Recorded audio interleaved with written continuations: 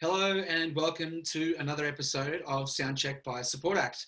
My name is Luke and I am the Industry Relations Manager from Support Act, and today I am joined by Amber Rules. Thanks for joining us, Amber. Hi, thanks for having me.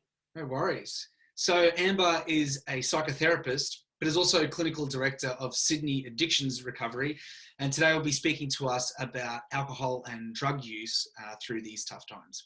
Before we start this discussion, I want to make sure that people know all about Support Act's 24/7 wellbeing helpline, which can be reached at 1-800-959-500. And they are there 24/7 hours, 24/7, and ready to speak to you about any mental health issues you might be facing, any career concerns you might have, and also to discuss any financial counselling needs you might have.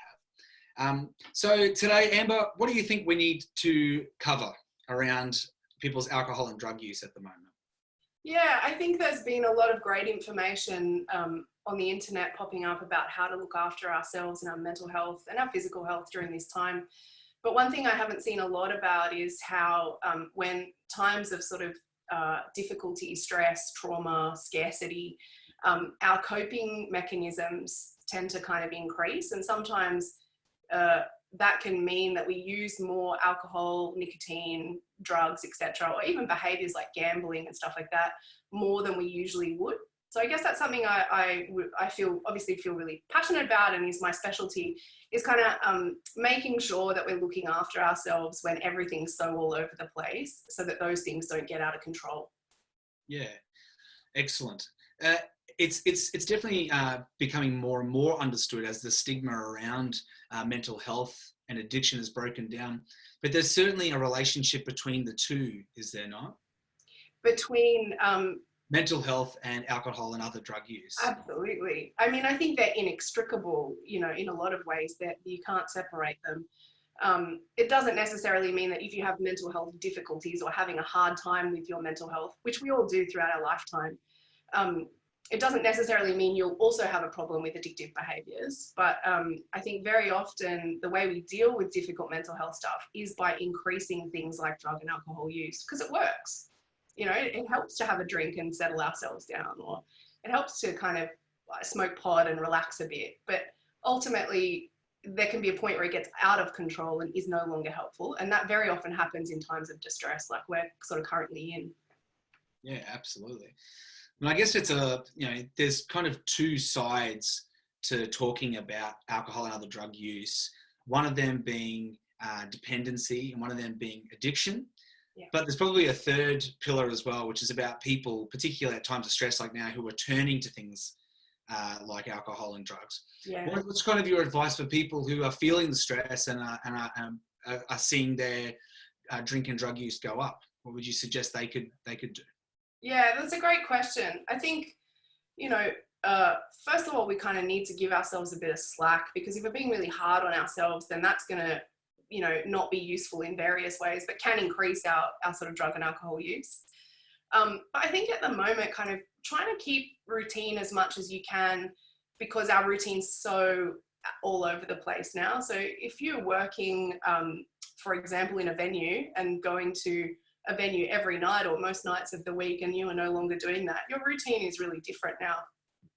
So trying to develop a routine that you can kind of stick to as best you can without being too hard on yourself is useful. And I think making sure that you think critically about when you use drugs and alcohol in that routine. So for people who normally, say, work from an office, you're working from home all day, the first drink that you pick up might be much earlier now than it would be if you had to finish work, get on the bus, get home, do whatever you do when you come home, and then have a drink. You might be doing that 2 or 3 hours earlier. So just thinking about when you're using drugs and alcohol, I think, is really important to start with.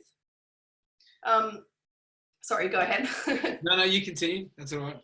I think the other thing to keep in mind is like how much you're using. So I don't know if you saw, like, kind of this week or last week, I read somewhere that alcohol buying in Australia has gone up by 30% or something.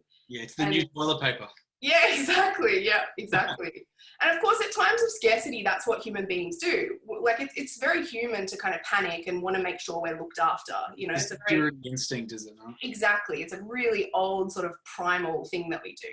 And also, alcohol and drugs is a age-old coping mechanism for people under stress. We should acknowledge that. Absolutely. And you know, I don't think there's any sort of moral you know, issues with using drugs or alcohol. I know lots of people would disagree with me. I think it's a perfectly neutral thing to do. It's just about whether it's good and useful for you, and if the good outweighs the bad, or rather if the bad outweighs the good. So is there a definition that you can return to when talking with your clients about when that kind of behavior does become problematic from an objective perspective? yeah, so there's not a universal one that like, you know, addiction specialists agree on. But I think a really useful way of looking at it is simply, does it cost you more than it helps you with? And if you think that it doesn't cost you more than it helps you with, what are the people around you saying about it? Because you might think your use is perfectly fine, but then you've got, you know, a partner or parents or friends or whatever saying to you, like, this is not okay and you're really having an impact on us. So I think they're the two things to think about. Is it manageable or not? And what do other people think about its manageability? Yeah, great. I think that's all really, really good advice. And, you know, I think just to add to that, it's just about people taking stock and making sure they're looking after their health. Our whole message through this series is to say, hey, we're all at home. We're all in a really unusual situation. And I think it's just about always having that conversation with yourself about, am I doing what's best for myself? Yeah. Or am I in a bit of a self-destructive phase, which, you know, a lot of people under pressure will turn to. Absolutely. So moving on, I mean, there'll be a number of people watching this who have been dealing with addiction and dependency issues. It's always a stereotype of the music industry that there's a disproportionate amount of people dealing with addiction, and, you know, it's the whole rock and roll tradition, I guess. But putting that stereotype aside, I'm sure there still are a number of people out there who can identify. What are some things that people who are either in recovery or, you know, depending on how they look at it, are coming back from an addiction or dependency issue? What are some things that they should be thinking about, being mindful of at this time? Yeah, look, I think, again, going back to that idea of access. So being careful. Obviously, each substance is very different and where we get it from is quite different. So being careful about the source of where you get your drugs and alcohol, or drugs really, at a time like this is important. And even things like, if you are buying drugs, being careful that you're doing things like sanitizing the bag that it comes in, and doing harm reduction stuff like not rolling up, you know, banknotes to snort things, you know, using straws and only using one, having one for yourself as opposed to sharing with other people. All that kind of basic hygiene stuff still applies as well. Yeah. But I think, you know, this is really tricky. And if you're at the pointier end of addiction, it's really important you don't mess around with it, you know. So at times like this, I know, you know, medical kind of resources are really quite stretched, but some doctors, especially if you know them already, are doing online or phone consults. I think that's worth, you know, getting in touch with them if you are worried about it. Especially something like alcohol, if you've gone from having access to quite a bit of it to having none, you have to be careful about detoxing and the impact on your kind of renal system and that kind of stuff. That was one of the reasons why bottle shops was kept open, was it not? It was because of being an essential service around harm reduction. The dependence, yeah. Yeah. So I'm not sure why they were kept open, but that was certainly one of my concerns when I heard about them potentially not being open, is that if you actually are truly, say, physically dependent on alcohol as a substance, it's very dangerous to suddenly stop drinking. So if that's you, I really encourage you to seek medical help. I know it's a weird time to be doing that, but that could potentially be really problematic. Yeah. Yeah. So I guess lastly, we want to talk a little bit about what might be triggers for people who have had previous substance use issues and how they might cope with that in the house. We've been talking a lot about mental health, and a lot of it's got to do with exercise and activity and you know, trying to keep yourself busy around the house. But do those similar concepts kind of apply in this instance?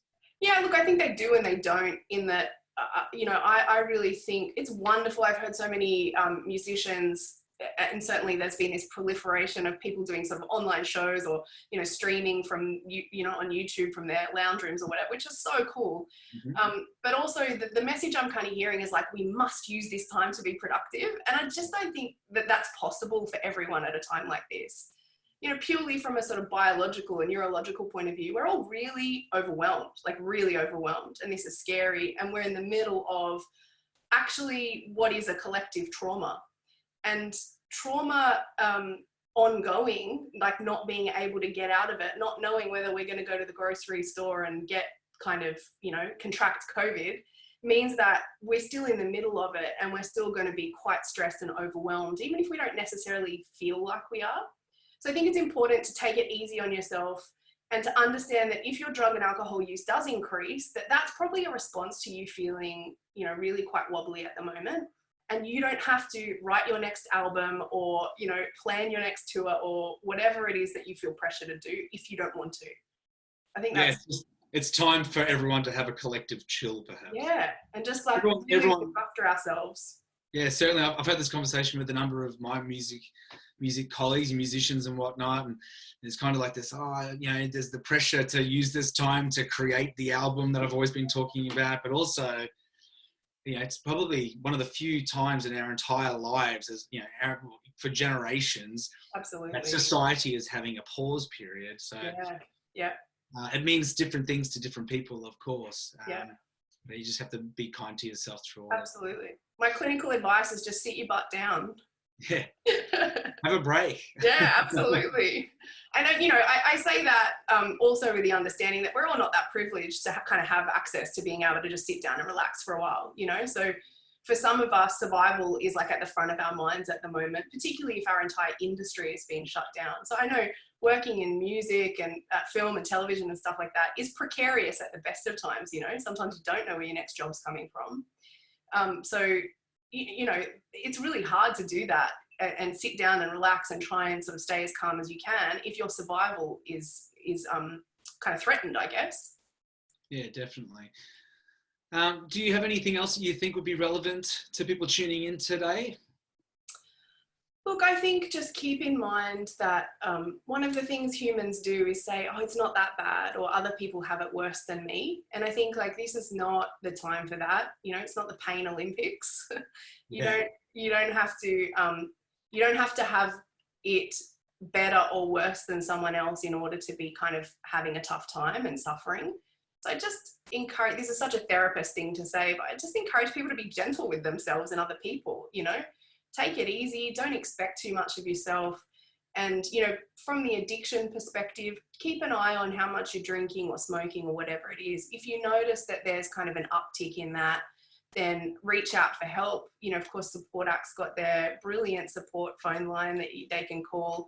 You can reach out to someone like me for a bit of extra advice. Whatever you need at a time like this is I think, really important to just take it slow and be gentle with yourself.